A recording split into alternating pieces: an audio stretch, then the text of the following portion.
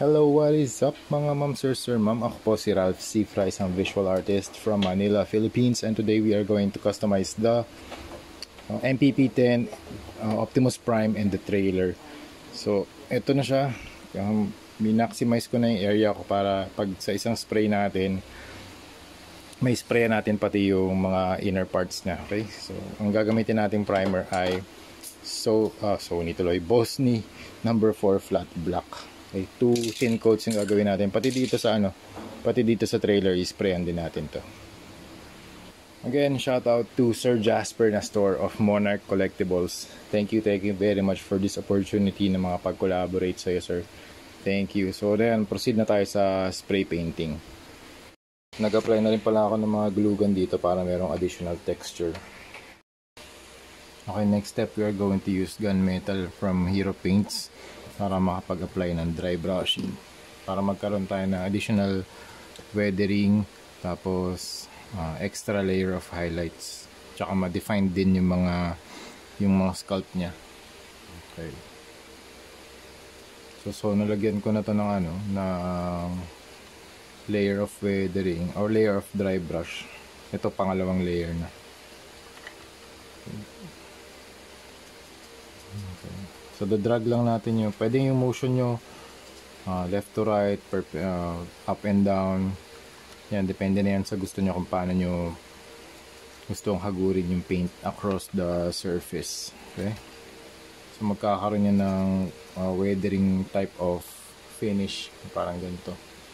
Tapos, after ng gunmetal, silver naman. So, yung silver mas light to. So, mas makikita siya against dark areas.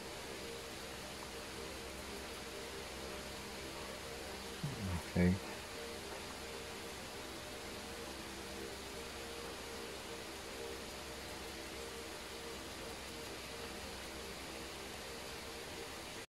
Tapos nakagawa na rin tayo ng cardboard. Ito yung spikes ni Godzilla na ilalagay natin dito sa back ng trailer using blue tacks. Parang ganito. Okay. So puro glue gun to, ma'am, sir. Tapos may texture na rin siya using glue gun din. Glue sticks pala, applied using a glue gun. Tapos yun, cardboard to. Okay, tapos isprayan din natin to ng flat black. Okay. Yan, tapos gagamitin natin to mga Hero Paints for dry brushing. We have intense violet, Russian blue, dark blue, lahat ng cool colors na dito ngayon. Cobalt blue, we have coral blue. So ito muna tayo, darkest muna, intense violet dun sa mga areas dito around the shoulder, the head, and the other parts para ma-emphasize din yung iba't ibang mga shapes or sections. So try natin dito purple.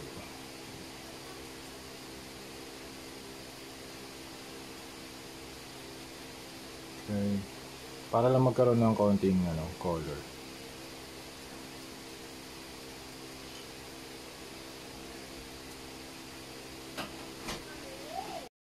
Yan, okay. So ito na yung status ng ating custom repaint na spikes Godzilla. And ito na yung trailer natin. So nag-apply na rin tayo ng mga gradients using ito yung mga cool colors natin. We have coral blue, intense violet, coral blue, intense violet, cobalt blue, and magenta.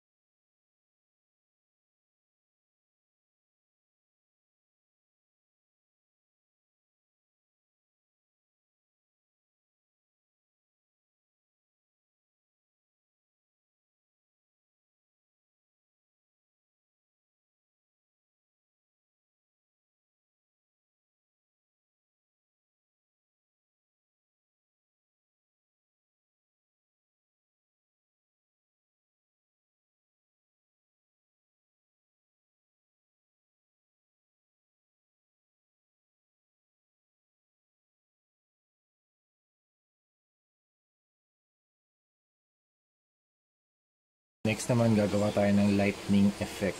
So, maglalagay lang tayo dito ng mga white na lines from the arms. Okay.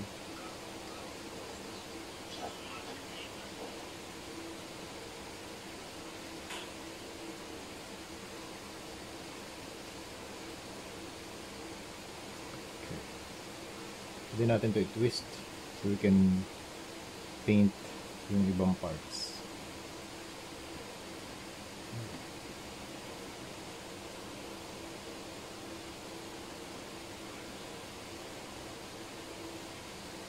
Okay. Yun mga ma'am, sir, ma'am, we are done with the Optimus Prime X Godzilla. So we have the trailer and the truck mode ni Optimus Prime. May mga nirevise lang ako dito kasi may mga areas or parts ako hindi na nalagyan ng blue and purple na dry brushing. Nag-add na rin ako ng mga tentacles from ZD Toys na Venom na kinabit ko using blue tack. And nagpaint na rin ako ng headlights dito sa harap.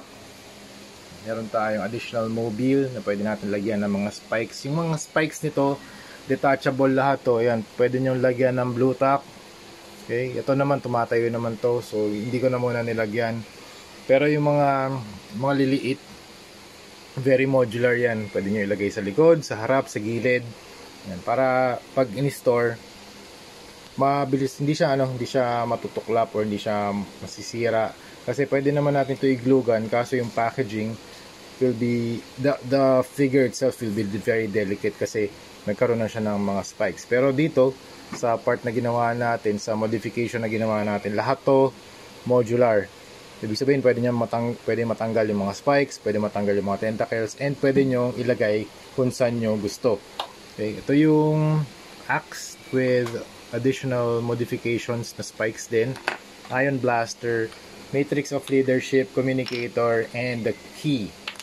And yun, may mga, ang color combination na ginawa natin dito, dark purples, pinks, para siyang cyber neon punk city na nandun si Godzilla.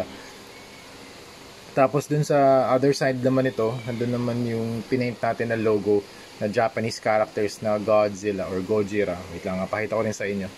So yun, sa kabilang side naman, nandito yung Japanese text na Godzilla. And dito rin pala, sakto lang din pala kapag tinransform siya into truck mode, na sa left side yung Godzilla na text. Alright, so yun lang mga ma'am sir. Actually, meron pa pala. Ita-transform ko pa pala to si Optimus Prime truck mode into the robot mode or alt mode. Okay, so yun muna.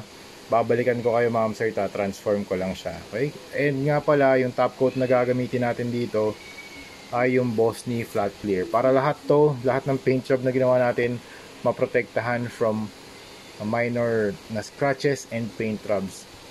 Ayan, dito naman sa ginawa natin na na transformation, chine-check ko mabuti kung may nangyayaring mga paint rubs. I'm very careful na magkaroon ng mga, I'm very careful in rotating or adjusting yung mga joints kasi nga, since this is a custom repainted figure, meron chance na magkaroon ng mga paint rubs or scratches kasi may friction.